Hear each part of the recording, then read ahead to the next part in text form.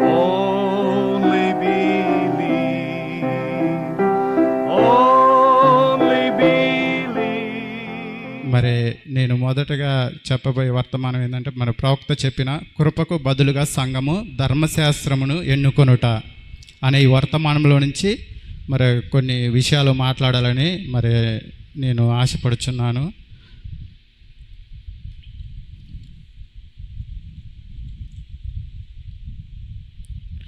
అసలు కృప అనగా పర్యాయ పదములు ఏమున్నాయని మరి నేను చర్చించడం జరిగింది.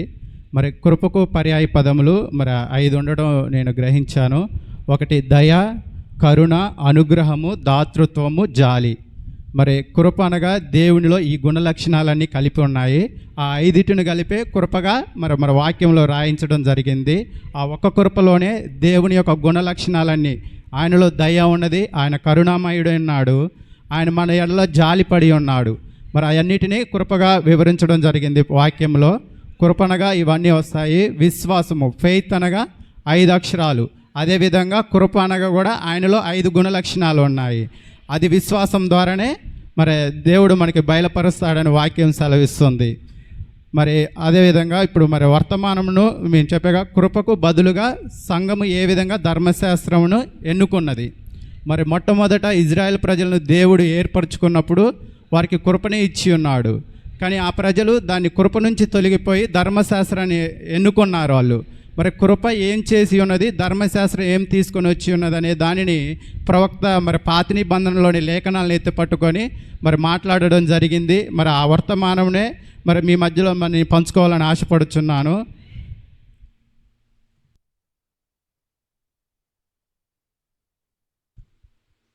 మెసేజ్ హబ్ ఉన్న ప్రతి ఒక్కరు మొబైల్లో మీకు మెసేజ్ హబ్ ఉన్నట్లయితే మరి నేను ఇక్కడ రాయబోయే 61-0316 అనేది మీరు కొట్టినట్లయితే ఈ వర్తమానం మీకు వస్తుంది తెలుగులో. మరి ప్రతి ఒక్కరు ఎవరైనా మీకు మెసేజ్ హబ్ ఉన్న మొబైల్లో ప్రతి ఒక్కరు ఈ మెసేజ్ ఓపెన్ చేసి మీరు చూడవాలని నేను ఆశపడుచున్నాను.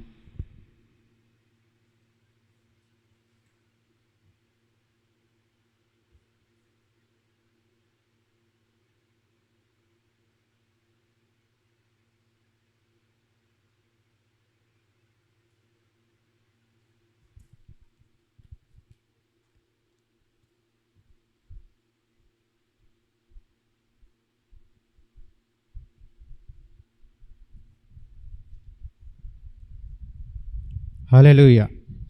ఇప్పుడు మీకు ఇంకా చెప్పే కానీ కృప అంటే దయ ఉన్నది. మరి ఇప్పుడు పాపాత్ములైన స్త్రీని దేవుడు కృప చూపించి ఉన్నాడు. ఆమె ఎడల కృప చూపించినప్పుడు ఆమె మరి అర్హత లేకపోయినను ఆమె దాన్ని పొందుకొని ఉన్నది. పొందుకోవడానికి అందరూ అర్హులు ఉన్నప్పటికీ కృప లేనట్లయితే వారు దాన్ని పొందుకొని లేకపోతారు. మరి అదేవిధంగా మనకి కూడా అర్హత లేదు ఈ వర్తమానంలో రావడానికి. మరి ఎందరో మనకంటే మేధావులు మరి దేవుని ఎదికేవారు ఉన్నారు. మనమైతే ఎంత మాత్రమును దేవుని ఎదకలేదు, కానీ కేవలం ఆయన కృప ద్వారా మనకి ఈ వర్తమానం రావడం జరిగి ఉన్నది. హల్లెలూయా. నిర్గమకాండం 15వ అధ్యాయం 20-21 వచనం ఎవరైనా చదవచ్చు.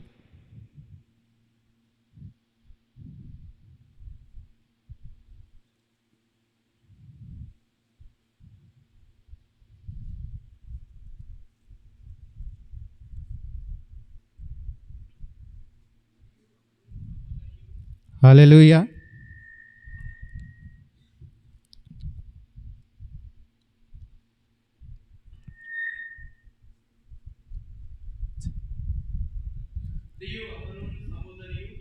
హల్లెలూయా. చదవండి.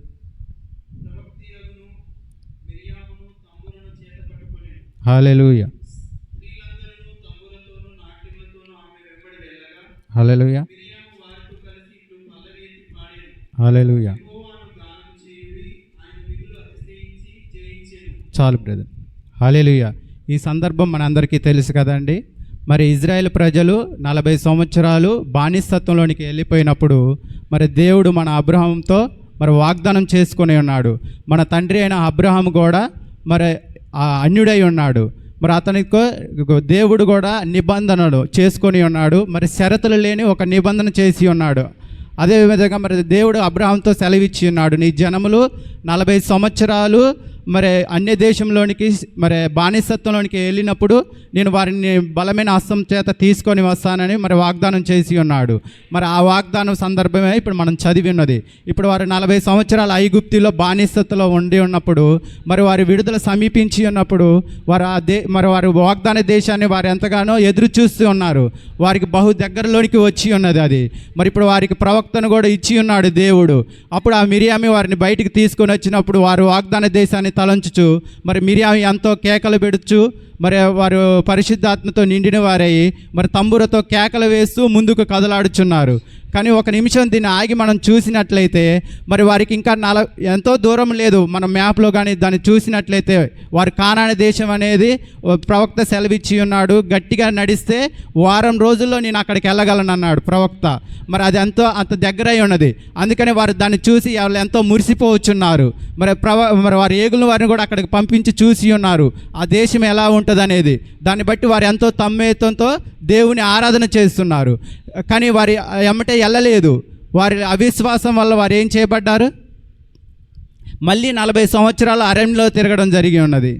కానీ అది వారికి అప్పుడు గ్రహింపు లేదు. కానీ వారు ఇంకా వెళ్తూనే ఉన్నామన్నారు.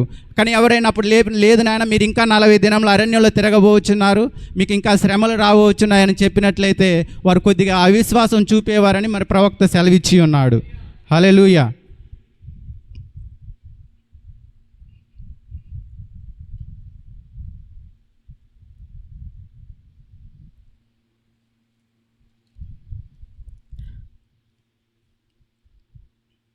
అదేవిధంగా ప్రవక్త ఏం సెలవిచ్చాడు? పాత నిబంధనల నుంచి కొత్త నిబంధనకి మాదిరిగా మాట్లాడనే ఉన్నానని సెలవిచ్చి ఉన్నాడు. పాత నిబంధన ఎప్పుడు కొత్త నిబంధనకి మాదిరి అయి ఉన్నది. వాక్యం ఎల్లప్పుడూ మార్పు చెందదండి.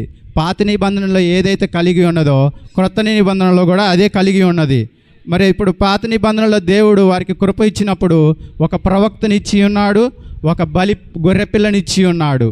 మరి ఈరోజు కూడా దేవుడు అదేగా ఉండి ఉన్నాడు. ఏ మాత్రము మార్పు చెంది ఉండలేదు. హల్లెలూయా.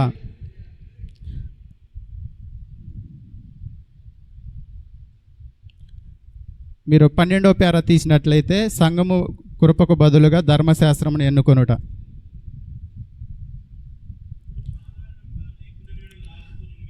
హల్లెలూయా.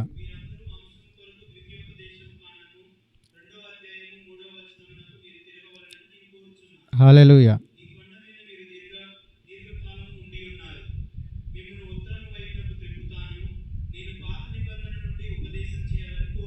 హల్లెలూయా. హల్లెలూయా. చాలు బ్రదర్, అది ప్రవక్త సెలవిస్తున్నాడు కదండి. పాత నిబంధన కొత్త నిబంధనకు ఒక మాదిరి అయి ఉన్నది. ఈ అతి గంభీరమైన పవిత్రమైన అంశమును ఈ రాత్రి ఆయన వాక్యమును గంభీరమునై పవిత్రమునై ఉన్నది. అది వాక్యం ఎల్లప్పుడూ మార్పు చెందదండి. వాళ్ళ కాలానికి ఎలాగైతే ఉండి ఉన్నదో మన కాలానికి కూడా అలాగే ఉంటుందని ప్రవక్త సెలవిచ్చుచున్నాడు. హల్లెలూయా. కొత్త నిబంధనకు ఒక సమాంతరమును నేను ఏర్పరచబోచున్నాను. అదే ఇప్పుడు ప్రవక్త ఆ వాక్యాన్ని తీసుకొని ఇక్కడ కూడా అదే కార్యాన్ని మనకు వివరించబోచున్నాడు. అది వారు పాటలు పాడుచు ఉండగా, కేకలు వేయిచు, ఆత్మతో నాట్యమాడుచు ఎర్ర సముద్రం అవతల వైపున ఉండగా ఎవరైనాను వారికి ఇలాగ చెప్పినట్లయితే, వారు వాగ్దాన భూమికి 40 సంవత్సరముల దూరంలో ఉన్నారని చెప్పి ఉంటే ఇజ్రాయెల్ దాన్ని కొంచెమే నమ్మి ఉండేవారు. హల్లెలూయా. వారికి అది తెలియదు కాబట్టి మన విడుదల సమీపించి ఉన్నదని వారు ఎంతో ఆనందపడుచున్నారు. కానీ వారు పూర్తిగా ఇంకా ప్రవక్తను చేర్చుకోలేదండి. వారు దేవుడిచ్చిన ప్రవక్తను వారు పూర్తిగా నమ్మలేదు. వాడికి ఇంకా మధ్యలో కాదేశు బర్యానా, యోర్దాను, ఎర్ర సముద్రము దాటవలసి ఉన్నది. ఇప్పుడు మనం కూడా వర్తమానంలోనికి వచ్చి ఉన్నామండి. ఇప్పుడు మనకి ప్రవక్త ఉండి ఉన్నాడు, మనము వర్తమానాన్ని నమ్ముచున్నాము. వారు ఏ విధంగా అయితే ఇంకా 40 సంవత్సరంలో అదే అరణ్యంలో తిరిగి ఉన్నారో మనము కూడా ఇదే వర్తమానం అనే పేరు చెప్పుకొనుచున్నాం. కానీ ఈ లోకపారణ్యంలోనూ మనం ఇంకా అలాగే తిరుగుచున్నామండి. మన ప్రవక్త సెలవిచ్చి ఉన్నాడు, మీరు నమ్మినట్లయితే ఈ పాటికి 1000 ఏళ్ల పరిపాలనలో ఉండేవారు అన్నాడు.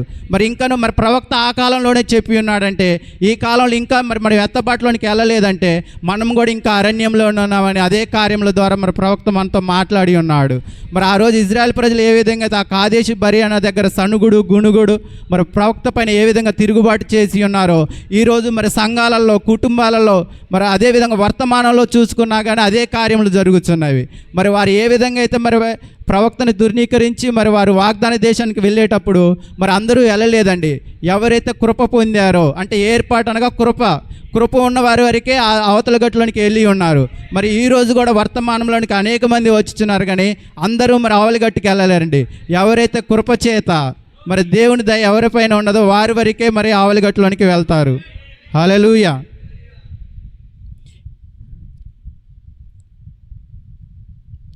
దేవుడు మిమ్మల్ని విడిపించి ఎర్ర సముద్రాన్ని దాటించాడు. మరి కొన్ని రోజుల కంటే ఎక్కువ దూరం వారికి ప్రయాణం లేదు. వారిని 40 సంవత్సరాల వరకు వారి అరణ్యంలో ఉంచినది. మన తండ్రులు అదే స్థలమునకు 40 సంవత్సరాల క్రితం వచ్చి ఉన్నారు. హల్లెలూయా. మరి మన తండ్రులు అంటే పెంతుకోస్తు దినం గురించి ప్రవక్త ఇక్కడ మాట్లాడుతున్నాడండి. మరి ఇజ్రాయెల్ ప్రజలు ఏ విధంగా అయితే మరి దేవుడు వారికి వాగ్దానం చేసి ప్రవక్తనిచ్చి మరి బలి గొర్రెపిల్లని ఇచ్చినప్పుడు మరి వారు దాన్ని ఏ విధంగా చేర్చుకోలేదో మరి ఉజ్జీవాన్ని కూడా దేవుడు పెంతుకోస్తు సంఘానికి ఇచ్చినప్పుడు వారు ఏ విధంగా తప్పిపోయి ఉన్నారో ఆ సందర్భాన్ని గురించి ప్రవక్త ఇక్కడ మాట్లాడడం జరుగుతున్నది. హల్లెలూయా. ఇజ్రాయెల్ గొప్ప ఉజ్జీవను కలిగి ఉండిరి, మరియు వాగ్దాన భూమికి వెళ్ళే దారిలో వారు ఉన్నారు. వారిని తీసుకొని వెళ్తానని దేవుడు పితరుడైన అబ్రాహాముతో ఒట్టు పెట్టుకొని ఉన్నాడు. హల్లెలూయా. దేవుని వాగ్దానంతో వారిపై దేవుని దీవెనలతో వారు వాగ్దాన భూమికి వెళ్ళుచుండిరి. విడుదల గడియ సమీపించి ఉన్నది. దేవుడు తాను చేయుదునని వాగ్దానం చేసిన అన్నిటినీ చేసి ఉన్నాడు. హల్లెలూయా. అది ఇప్పుడు దేవుడు చేసిన వాగ్దానాన్ని ఏమీ మర్చిపోలేదండి. అబ్రాహాంకి ఏదైతే చేశాడో అదే కార్యాన్ని ఇజ్రాయెల్ ప్రజల్లో దేవుడు చేసుకుంటూ వచ్చుచున్నాడు. మరి అదేవిధంగా ఇప్పుడు మరి దేవుడు కూడా పెంతుకోస్తు దినానికి ఏదైతే వాగ్దానం చేశాడో అక్కడ మార్పు చెందలేదు దేవుడు. మరి ఈ పెంతుకోస్తు దినాన్ని కూడా మార్పు చెందలేడు దేవుడు. అదే కార్యములను చేసుకుంటూ వస్తున్నారు, కానీ ప్రజలే ఎల్లప్పుడూ తిరుగుబాటు చేయుచున్నారు.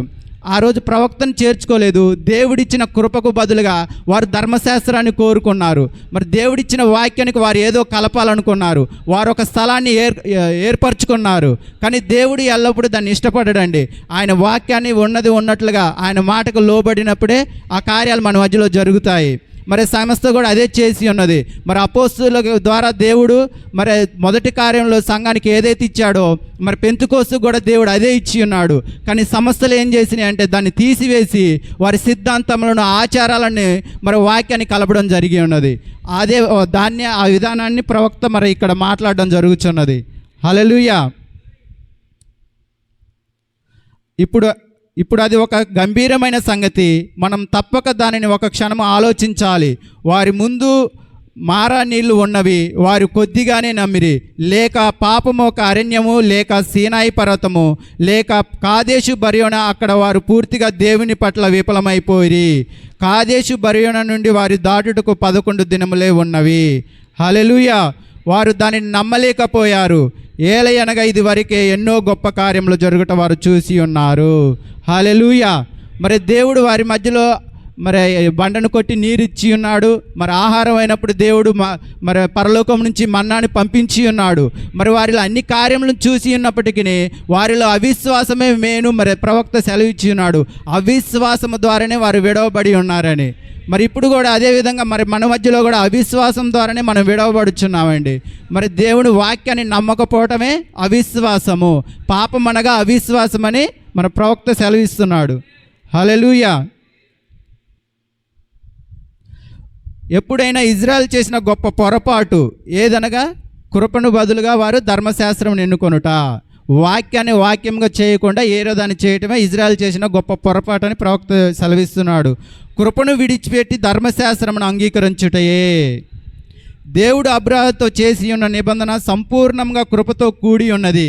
కానీ కృప ఒక విమోచకుని, ఒక ప్రవక్తను, ఒక బలి అర్పణ గొర్రెపిల్లను సిద్ధపరిచినది. వారు ఎన్నడైనా కలిగి ఉండని అతి గొప్ప ఉద్యోగం అది వారికి సిద్ధపరిచినది. హల్లెలూయా. మరి వారికి ఐగుప్తులో శ్రమల్లో ఉన్నారండి, కానీ దేవుడు కృప ద్వారా వారికి ఏమి ఇచ్చాడు అనే దాన్ని ప్రవక్త మరి మాట్లాడుచున్నాడు. దేవుడు అబ్రాహాముతో నిబంధన చేసి ఉన్నాడు కాబట్టి వారికి గొప్ప ప్రవక్త మోసేని సిద్ధపరిచి ఉన్నాడు. మరి బలి అర్పణ గొర్రెపిల్లను సిద్ధపరిచి ఉన్నాడు.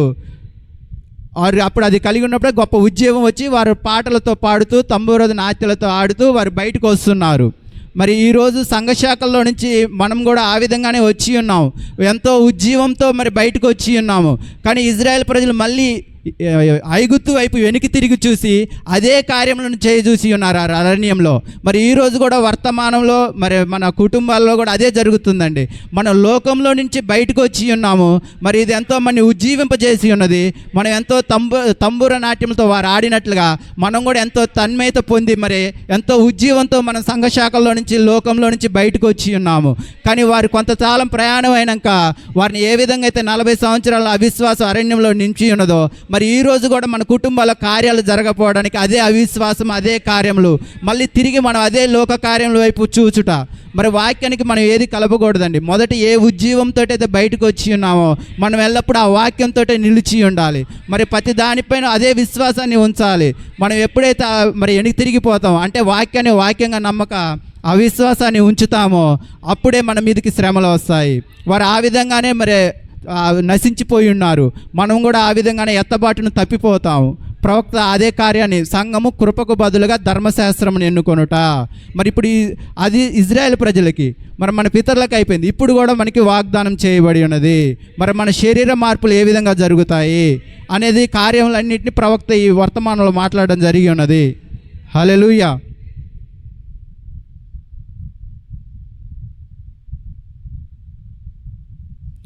మన పెంతుకోసు తండ్రులు గొప్ప వారికి ఉద్యోగం ఇచ్చినది. మరియు లోకంలో నుండి మరి వారున్న గందరగోళంలో నుండి వారిని నామకార్థ సంఘశాఖ నుండి సంస్థ నుండి బయటికి తెచ్చి ఉన్నది.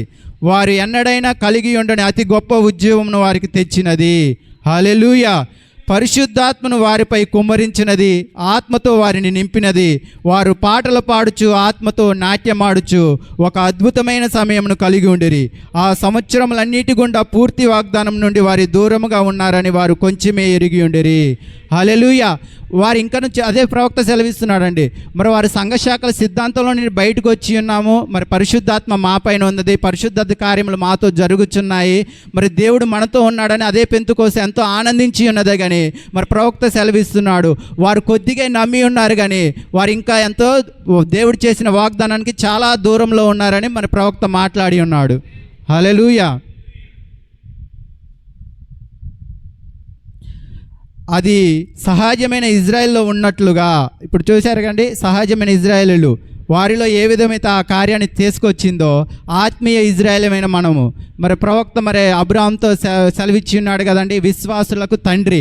మరి అబ్రాహాము కూడా ఒక అన్యుడై ఉన్నాడు. మరి ఊరు అనే పట్టణం నుంచి దేవుడు మరి నిబంధన లేని ఒక వాగ్దానాన్ని ఇచ్చి మరి ఆయన బయటికి పిలిచి ఉన్నాడు. మరి అలా విధంగా మనం కూడా పిలిచి ఉన్నాడు. మరి మనను కూడా విశ్వాసం ద్వారా ఆయనకి పిల్లలను చేసి ఉన్నాడు. మరి ఆ రోజు ఆ ఆత్మీయ సంబంధమైన మరి భౌతిక సంబంధమైన ఇజ్రాయెల్ ఏ విధంగా అయితే తప్పిపోయి ఉన్నారో మరి ఈరోజు కూడా ఆత్మ సంబంధమైన ఇజ్రాయెల్లో కూడా అదే కార్యాలు జరుగుతున్నాయని ప్రవక్త మాట్లాడుతున్నాడు. శరీరంగా ఉన్నవారు ఇజ్రాయెల్ కాదు కానీ ఆత్మ సంబంధమయ్యారే. మనము క్రీస్తునందు మృతి చెందిన వారమై అబ్రహాము యొక్క సంతానమై ఉండి వాగ్దాన ప్రకారం అబ్రహాంతో వారసులమై ఉన్నాము. అబ్రహాము ఒక యూదుడు కాదు, కల్దీల దేశంలో ఉన్న ఊరు అను పట్టణమునకు చెందిన ఒక అన్యుడై ఉన్నాడు. అతి సంపూర్ణంగా ఒక అన్యుడు. హల్లెలూయా. దేవుడు ఎప్పుడు అంటే షరతులు లేని వాగ్దానాన్ని మనకి ఇచ్చి ఉన్నాడండి. మరి ఇజ్రాయేల్కి ఏ విధంగా ఇచ్చాడో మరి అదేవిధంగా ఆత్మీయ ఇజ్రాయేలైన మనకు కూడా అదే వాగ్దానాన్ని చేసి ఉన్నాడు. మరి వాక్యం సెలవిస్తున్నది క్రియల ద్వారా మనకి మహిమ రాదండి, విశ్వాసం ద్వారానే. మరి పౌలు గారు ఒక వాక్య విషయంలో మాట్లాడుతున్నాడు, అబ్రహాము క్రియల ద్వారా మరి విశ్వాసికి తండ్రి అయినట్లయితే దేవునికి మహిమ రాదండి. మరి ఆ మహిమ రావాలంటే విశ్వాసం ద్వారానండి, క్రియల ద్వారా రాదు. అది మరి అబ్రహాంకే వస్తుంది మహిమ, దేవునికి ఎలాగ వస్తుంది మహిమ? ఈరోజు కూడా మన క్రియలను బట్టి ఏదో మన మంచితనాన్ని బట్టి దేవుడు ఈ వర్తమానం ఇవ్వలేదండి, జస్ట్ ఆయన కృపను బట్టి ఇది మనకి వచ్చి ఉన్నది. హల్లెలూయా.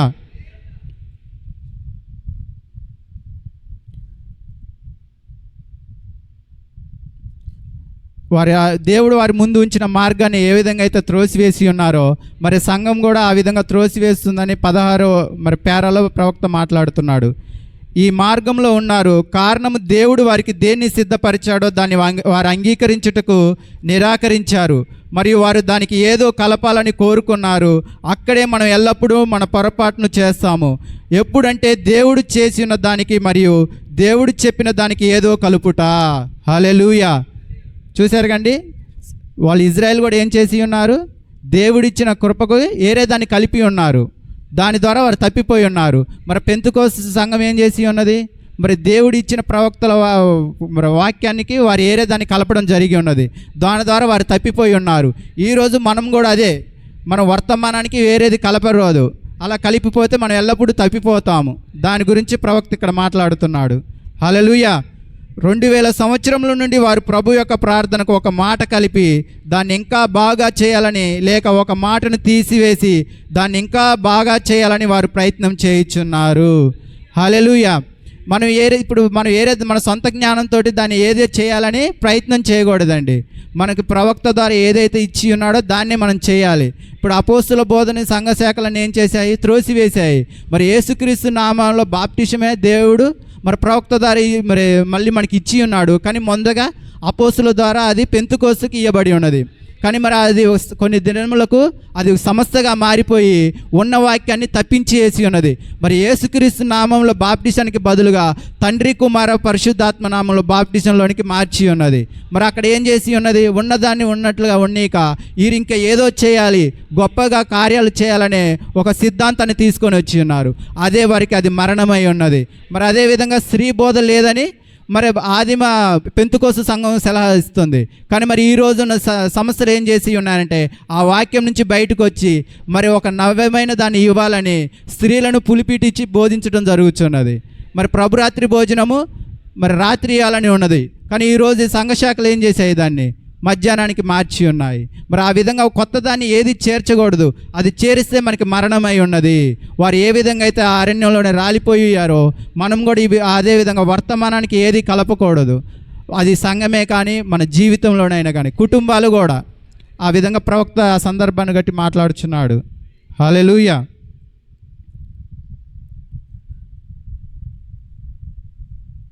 రెండు సంవత్సరముల నుండి వారు ప్రభు యొక్క ప్రార్థనకు ఒక మాట కలిపి దాన్ని ఇంకా బాగా చేయాలని, లేక ఒక మాటను తీసివేసి దాన్ని ఇంకా బాగా చేయాలని వారు ప్రయత్నం చేయుచున్నారు. మీరు దాన్ని చేయలేరు, ఎందుకనగా ఆయన మాట్లాడినప్పుడు అది పరిపూర్ణమై ఉన్నది. హల్లెలూయా. దేవుడు అనంత జ్ఞాని కదండి. ఆయన ఏదైనా చెప్పాడంటే అది పరిపూర్ణమిగా, దానికి ఇక మరి కొత్తది అనేది ఏదీ రాదు. అదే ఇప్పుడు దేవుడు ఇచ్చింది మనకి. ఒక్క దేవుడు అనే ప్రత్యక్షత దేవుడు అప్పుడే ఇచ్చి ఉన్నాడు. ఆయన ఒక్క దేవుడుగానే ఉండి ఉన్నాడు. ఆయన పలికి ఉన్నాడంటే ఆయన ఒక్కడే. మళ్ళీ ఇప్పుడు వీళ్ళు సంఘశాఖలు ఏం చేశాయి? త్రిత్వాన్ని తీసుకొచ్చాయి. మరి దేవుడు ఒకసారి పలికాడంటే అది పరిపూర్ణమై ఉన్నది. మనం ప్రవక్త ద్వారా ఇచ్చిన దాన్ని మనం అంగీకరించాలి. మరి దానికి ఏది మనం కలపరాదు. వాళ్ళు కలిపినప్పుడు ఏ విధంగా అయితే మరి నశించిపోయారో ఈరోజు సంఘాలు పాడవడానికి కూడా అదే కారణం. మన కుటుంబాలు కూడా వాక్య వర్తమాన ప్రకారం నిలబడకపోవడానికి ఒకటి కలపటమై ఉన్నది. హల్లెలూయా.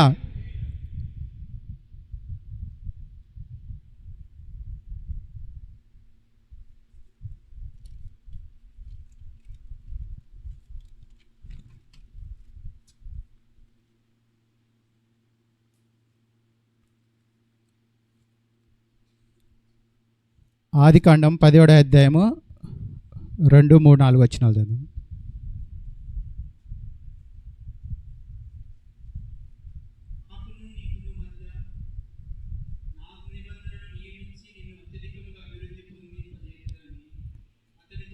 హల్లెలూయా. ఇది అబ్రహాముతో దేవుడు చేసిన నిబంధన అండి.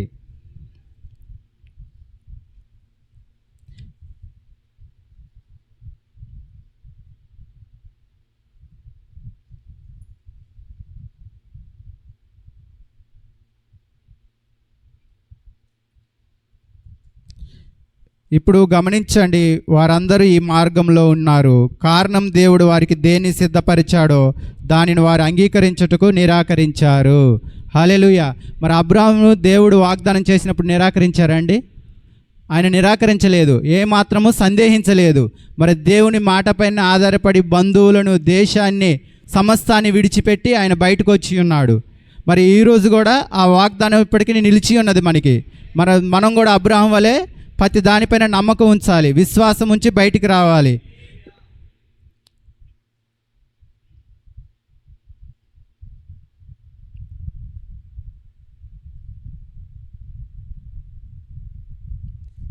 హల్లెలూయా.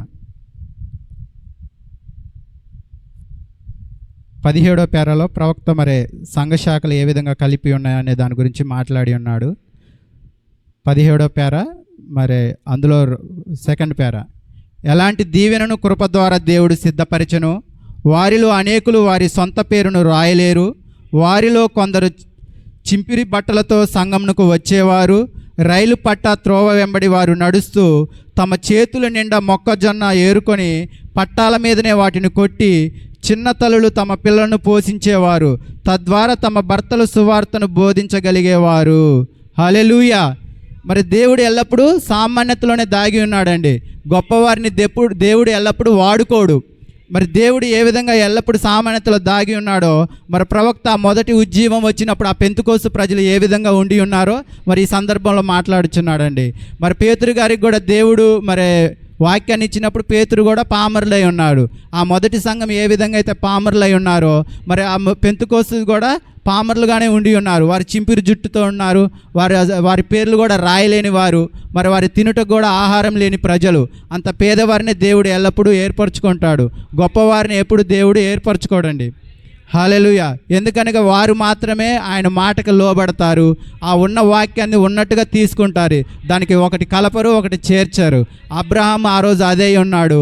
మరి అపోస్తులు అదే ఉన్నారు. మన కాల ప్రవక్త కూడా అదే ఉన్నాడండి. మన ప్రవక్త కూడా ఇచ్చే వర్తమానానికి ఏది కలపడు, ఏది తీసేయడనే ఆయన ఏర్పరచుకోవడం జరిగినది. అందుకే ఆ ప్రవక్త అన్నాడు, నేను ఈ వర్తమానం కొరకు ఏట్లో నీరైన బిస్కెట్ తిని ఈ వర్తమానాన్ని బోధిస్తాను కానీ మరి నేను ఏదో ఒకటి బోధించనని సెలవిచ్చి ఉన్నాడు. మరి ఇంత మాదిరిలో ఉన్న మనకి అందుకే వాక్యం సెలవిస్తుంది కదా, మనకి దృష్టాంతములుగా ఉండుటకే, బుద్ధి కలుగుటకే ఇవన్నీ రాయబడి ఉన్నాయి. మరి మనం వినుట మట్టుకైతే వినుచున్నాం కానీ మరి మన ప్రవక్త ఏ విధంగా జీవించాలనే తీర్మానం తీసుకున్నాడో, మరి ఆ పెంతుకోస్తు ప్రజలు ఏ విధంగా అయితే మరి ఆత్మచేత నడిపింపబడి ఏ జీవితాన్ని జీవించి ఉన్నారో మనం కూడా అదే జీవితాలను జీవించవలసి ఉన్నది ఈరోజు. హల్లెలూయా. వారు ఎగతాళి చేయబడేవారు, వెక్కిరింపబడేవారు, పరిశుద్ధ గుండ్రాలని పిలవబడేవారు, రాత్రంతయు జైల్లో గడిపేవారు. రోజు తర్వాత రోజు వారిలో కొందరిని వారు పిచ్చివారని పిచ్చి ఆసుపత్రిలో వేసేవారు. హల్లెలూయా.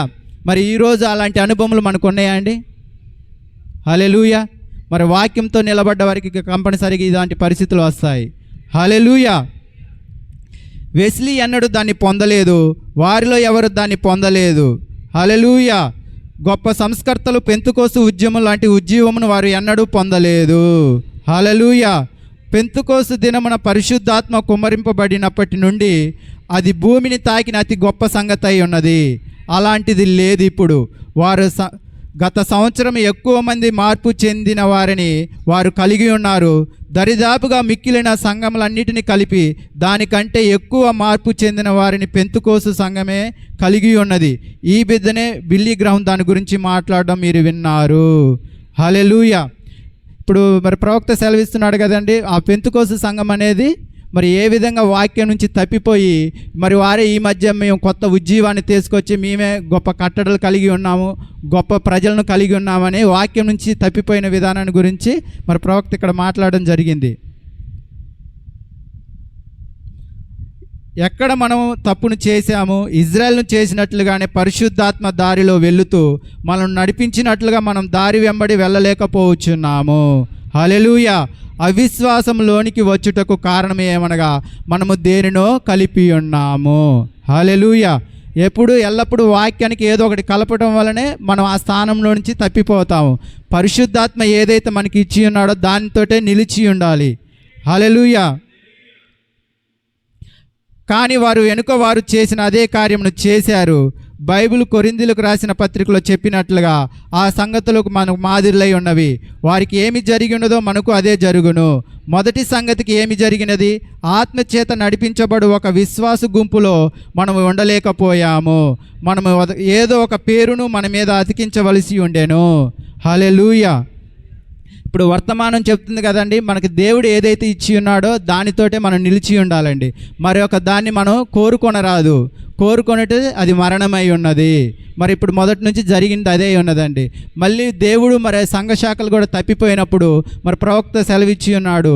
అమెరికాలో మరి ఒక నీగ్రో వ్యక్తిని లేవనెత్తి అజుస ఉత్సాహము మరి అతని కృప ఇచ్చి దేవుడు ఆయనకి గొప్ప ఉజ్జీవంని ఇచ్చి ఉన్నాడు. మరి వాళ్ళు కూడా ఏం చేసి ఉన్నారంటే ఆ దేవుడు అతన్ని బయలుపాటించినప్పుడు గొప్ప మరి బయలుపాటి చేత ముందుకు వచ్చి ఉన్నారు. కానీ మరి అతను ఎప్పుడైతే మరణించి ఉన్నాడో మళ్ళీ అందులోకి వచ్చిన ఈ సంఘ శాఖలన్నీ మళ్ళీ దాన్ని తప్పించేసి ఉన్నాయి. మరి ఎల్లప్పుడూ వారు ఉద్యమంతో ముందుకే కొనసాగాలి, కానీ మరి వారు ఎప్పుడు పరిపూర్ణతకి రాలేకపోయి ఉన్నారు. మరి ఈరోజు దేవుడు అయితే మరి మళ్ళీ అదే కార్యాన్ని ఇస్తూ ఉన్నాడు, ఏది మార్పు చెందనియట్లేదు. ఆ రోజు నుంచి ఇప్పటి వరకు కూడా మరి సంఘ శాఖలు తప్పిపోయి ఉన్నప్పుడు మళ్ళీ మన కాల ప్రవక్తని దేవుడు లేపి మనం కూడా ఏ విధంగా అయితే తప్పిపోయి ఉన్నామో మళ్ళీ అదే వాక్యాన్ని వద్దకు ఏ విధంగా రావాలో మరి 7వ దూత ద్వారా దేవుడు మనకు ఒక మార్గాన్ని ఏర్పరిచి ఉన్నాడు. మరి ఆ రోజు మోషే ద్వారానే వాళ్ళు విడిపించబడి ఉన్నారు. మరి ఈరోజు సంఘశాఖ ప్రజలు కూడా మరి విడిపించబడాలంటే అది సంఘశాఖ అనగా అది ఒక అరణ్యమై ఉన్నది, అది ఒక కాదేశి బరినే ఉన్నది. వారు అక్కడిలో నుంచి విడిపించబడాలంటే ఈ కాల ప్రవక్త వాళ్ళకి ఎంతో అవసరత ఉన్నది. మరి ఆ రోజు మోషేని వెంబడించి మోషే మాటను నమ్మిన వారే మరి కానాను దేశానికి వెళ్ళి ఉన్నారు. మరి ఈరోజు సంఘశాఖలో ఉన్నవారు ఎందుకు రాలేకపోవచ్చున్నారంటే ఇగో ఈ ప్రవక్తను చేర్చుకోకపోవడం వల్లనే. హల్లెలూయా. ఆ మొదట జరిగిన కార్యాలే మళ్ళీ ఇక్కడ జరుగుతున్నాయని మరి ప్రవక్త సెలవిస్తున్నాడు. హల్లెలూయా. మరి ఆ మొదటి ఇజ్రాయెల్ ప్రజలు ఏ విధంగా అయితే నశించారో మరి తర్వాత సంఘశాఖలు ఏ విధంగా నశించాయో మరి ఈరోజు వర్తమానంలో కూడా మరి దయ్యం మళ్ళీ అదే గలిబిలిని తీసుకొని వస్తున్నది. మరి ఈరోజు మన శరీరాలు మార్పు చెందుతాయని చెప్తున్నారు, మరి ఎత్తబాటు వచ్చి ఉన్నదని చెప్తున్నారు, మరి అతి సమీపంలో ఉన్నామంటున్నారు. కానీ ఆ కార్యాలను చేయనీయకుండా మరి మళ్ళీ సంఘశాఖలు మరి దేవుడు ఏదైతే వద్దని సెలవిచ్చి ఉన్నాడో మరి సంఘం మళ్ళా తిరిగి అదే స్థానంలోనికి వెళ్ళిపోతున్నది. హల్లెలూయా. మీరు ఈరోజు ఆ పరిస్థితులను గమనించినట్లయితే అది ఇప్పుడు మన మధ్యలో జరుగుతున్నది. ప్రవక్త ఆ రోజులోనే జరుగుతుంటే చూసి చెప్పి ఉన్నాడు. మళ్ళీ ఇప్పుడు మనం అదే లైవ్లోకి వచ్చి ఉన్నాము. మరి ఇప్పుడు దాన్ని బట్టి మనం ఎంతో భయపడి మరి మన జీవితంలో మనం మరి వాక్య ప్రకారం కట్టుకోవాల్సి ఉన్నది. మరి ఇప్పుడు ఎంతగానో మరి భయభక్తులతో మరి భక్తి జీవితాన్ని గడపవలసి ఉన్నది. హల్లెలూయా. మరి ప్రవక్త సెలవిచ్చి ఉన్నాడు, నువ్వు దేవుని గిట్ట ప్రేమించినట్లయితే. మరి ప్రవక్త అనేక మరి దినములు సువార్త నిమిత్తం ఆయా దేశాలు తిరిగేవాడండి. ఇంటి దగ్గర ఎంత మాత్రంను ఉండేవాడు కాదు. కానీ మరి ఆ ప్రమాణం పెళ్లి ప్రమాణం గురించి ప్రవక్త మాట్లాడుతున్నాడు. మరి నా భార్య ఏదో నాకు విడాకులు ఇస్తుందనో మరి నేను ఆ భయం చేత నేను మరి ఏరే స్త్రీలను ముట్టుకోక ఉండట్లేదు. కానీ మరి నేను ప్రమాణం చేసి ఉన్నాను, మరి ఆమెను ప్రేమించుచున్నాను, ఆమెను ప్రేమిస్తున్నాను కాబట్టి నేను ఆమెకి మరి నేను ఏరే స్త్రీలను మరి నేను మోపు చూపు చూడను, మరి ఏరే స్త్రీలతో సాంగత్యంను కలిగి ఉండనని మరి ప్రవక్త సెలవిచ్చి ఉన్నాడు. మరి ఈరోజు కూడా మనము లోకముతోటి మరి ఇంకా సాంగత్యాన్ని కలిగి ఉన్నామంటే మనం ఇంకా దేవుణ్ణి మరి వర్తమానాన్ని ప్రేమించట్లేదని మరి దీన్ని తెలియజేస్తున్నది. మరి మీరు ఇంకా ఏదో మనం పాతాళానికి పోతామనో నరకానికి పోతామనో మనం ఇక్కడ వచ్చి కూకోలేదండి. దేవుణ్ణి మనం ప్రేమిస్తున్నాం కాబట్టి ఇక్కడికి వచ్చి ఉన్నామండి. మరి దేవుడు ప్రవక్త ఆ కార్యాన్ని ఈ వర్తమానంలో మాట్లాడి ఉన్నాడు. హల్లెలూయా. మరి మీరు ఇంకా మరి దేవుని కొరకు జీవించలేకపోతున్నారు, మీ లోక కార్యములను విడిచిపెట్టలేకపోతున్నారంటే మరి ఇంకా మీరు ఆ వెనక్కి తిరిగిపోవచ్చున్నారు. మరి ఆ విధంగా ప్రవక్త మీరు ప్రేమించినట్లయితే ఆ ప్రేమ చేసి ఏం చేస్తుంది? మన్ని జీవింపజేస్తుంది. అందుకే ప్రవక్త అన్నాడు, నన్ను దేవుడు పాతాళంలో వేసినా కానీ నేను ఎంతో సంతోషిస్తా అన్నాడు. మరి మనం కూడా ఆ విధంగా ఉండి ఉండాలండి. హల్లెలూయా. మరి ప్రవక్త కొందరు గురించి సాక్ష్యం ఇచ్చి ఉన్నాడండి. మరి ఆ సాక్ష్యం గురించి మరి ఈ వర్తమానంలో చదువుదాం. హల్లెలూయా.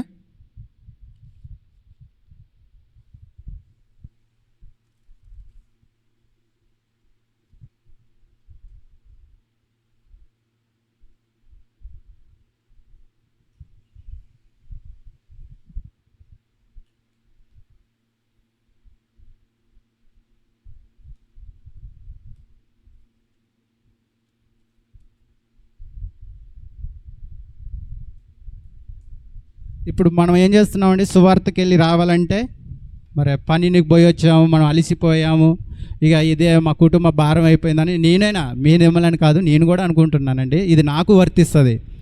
మనం ఏమనుకుంటాం? అలసిపోయాము, ఇక సువార్త ఏం చేస్తాంలే, మరి పోదాం అనుకుంటాం దేవుడు మనం మండించినప్పుడు, కానీ మనం నీరసించిపోతాం.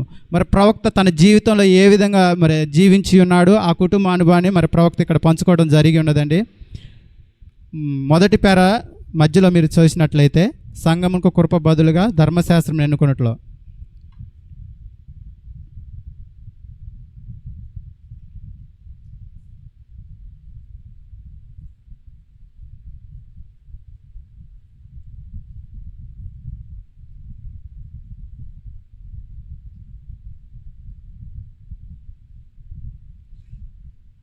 ఎవరైనా తీసినట్లయితే ఒక సందర్భం, తన కోడలు సరే అండి. ప్రవక్త 8 దినముల కూటంలో నడిపించడానికి వెళ్ళి ఉన్నాడండి కుటుంబంతో పాటు. మరి ఆ సందర్భంలో చెప్తున్న మాట ఇది. 2వ పేర, అక్కడ నా కోడలు ఉన్నది. ఈ గత దీర్ఘమైన 8 వారముల కూటములు ప్రయాణమును బట్టి ఆమె ఇంటికి వచ్చినప్పుడు ఆమె 3 లేక 4 రోజులు విశ్రాంతి కొరకు ఆమె పడకకు వెళ్ళి ఉన్నది. ఆమె దరిదాపుగా చనిపోచున్నట్లుగా చెప్పుచున్నది. హల్లెలూయా. ఇప్పుడు కోడలొకతేనండి వెళ్ళింది? హల్లెలూయా. ప్రవక్త కూడా వెళ్ళి ఉన్నాడు. కానీ మరి తర్వాత ఏం జరిగిందో మీరు చూడండి. ఆమె ఎలాగైతే నీరసించిపోయినదో అదే కోడల స్థానంలో మనం ఉన్నాం. కానీ మీలో పరిశుద్ధాత్మ చేత నింపబడిన వారైతే ఇక ప్రవక్త ఏదైతే కార్యాలు చేస్తాడో అదే కార్యములు చేస్తాడని ఇక్కడ మాట్లాడుతుంది. మంచిది కుర్రవాళ్ళారా, వారందరూ చుట్టూ కేవలం కూలబడిపోయారు. నేను ఇంటికి వచ్చి నా సూట్ కేసు సగం బయటకు తీయకముందే ఇక్కడ మరలా నేను వెళ్ళిపోవచ్చున్నాను. హల్లెలూయా. అర్థమైందా అండి? ప్రవక్త 8 కూటములు చేసుకొని ఇంటికి వచ్చి ఉన్నాడు. సుటికేసులో నుంచి సగం బట్టలు తీయకముందే మరలా మరో కూటానికి సిద్ధపడుచున్నాడు. మరి ఈరోజు మనం కూడా పరిశుద్ధాత్మ చేత నింపబడినట్లయితే మరి సువార్తను ముందుకు తీసుకోలేకపోవచ్చున్నామంటే మరి ప్రవక్తలో పరిశుద్ధాత్మ ఉన్నది కాబట్టికే అన్నాడు కదా. ఇప్పుడు జరగబోయే మరి ఆ వాక్యాన్ని చెప్పలేకపోవచ్చున్నా, మనకి వెన్నదగినవి కాదు ఈ కాలపు శ్రమలు అనేది ఉంది కదా. మరి ఇప్పుడు ప్రవక్త దాన్ని చూసి ఉన్నాడు, ఆవలిగట్టును చూసి ఉన్నాడు కాబట్టి అతడు ఇవన్నీ చేయగలుగుతున్నాడు. మరి మనం ఆ గోలు దాన్ని చూడలేకపోతున్నాం కాబట్టి ఇవన్నీ చేయలేకపోతున్నాము. పౌలు గారు కూడా అది చూశాడు కాబట్టి నాకు సమస్తాన్ని పెంటగా ఏర్పరచుకొని ఉన్నాడు. మరి ఈరోజు మనం కూడా దాన్ని పెంటగా ఏర్పరచుకోలేకపోతున్నామంటే మనలో ఇంకా పరిశుద్ధాత్మ లేదని మరి సెలవిస్తున్నది. హల్లెలూయా.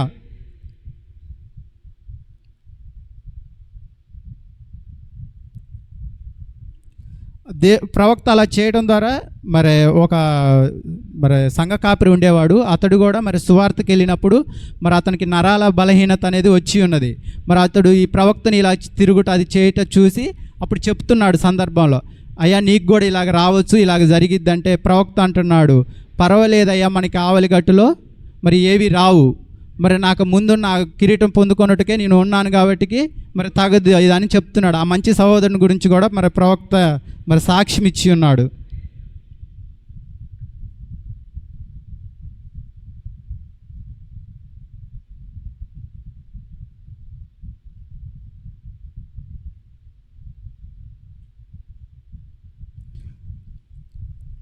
నేనన్నాను, మంచిది, అలా చుట్టూ ప్రయాణం చేయట అది కఠినమని మీరు తలస్తారు. కూటములో సరిగ్గా నిలబడటం, మరలా క్రిందికి రావటం, కూటములలో కూర్చోవటము, దాన్ని అనుభవించటము, ఇంటికి వెళ్ళటము, నిద్రకు వెళ్ళటం, మరలా తర్వాత రోజు సంగతి నిద్రపోవటం, మీరు కోరినట్లయితే మేల్కొనటం, మరలా తర్వాత కూటమునకు వెళ్ళటము. తర్వాత మీరు అలసిపోతారు. ఆ కూటములో ఒక కూటమును గూర్చి బాధ్యతను మీరు మీ భుజముల మీద వేసుకోవటం మరియు నీవు దాని కొరకు బాధ్యుడవని ఎరుగటం చూసారా? ప్రతి దానికి జవాబు చెప్పటము, తర్వాత బోధించటము, అప్పుడు 8 గంటల కఠినమైన పనితో 20 నిమిషముల పలుకుబడితో కూడిన మాటలు మాట్లాడడము. కాబట్టి సైన్స్ చెప్పుచున్నది, నీ శరీరానికి కొన్నిసార్లు నేను 1.5 గంటలు లేక 2 గంటలు మాట్లాడుతాను.